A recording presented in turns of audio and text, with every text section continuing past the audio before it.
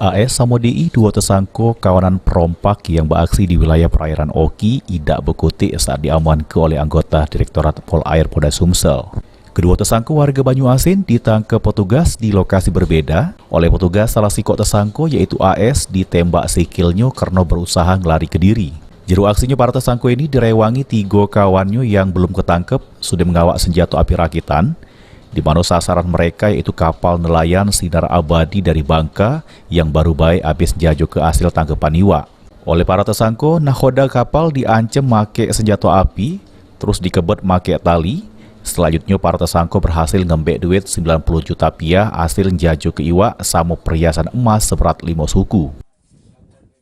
Para ABK dan nahkoda kapal nelayan, mereka mengikat, kemudian menguras dan mengambil uang hasil penjualan ikan tersebut.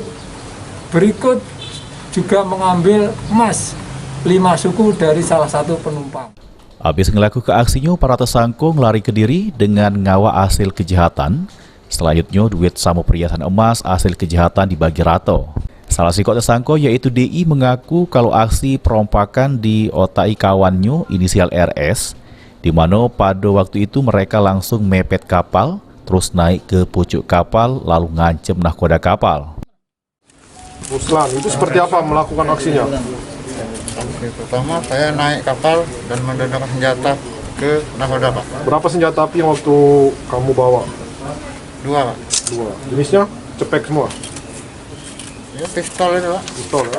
Atas penangkapan ini oleh petugas, kedua tersangka dijeblos ke jeru tahanan Direktorat Polair Polda Sumsel, di mana mereka terancam hukuman 7 tahun. Pelisima ini masih melakukan pengejaran sama penyelidikan 3 lagi pelaku yang jadi rewang kedua tersangka yang ditangkap. Firman Hidayat, PAL TV.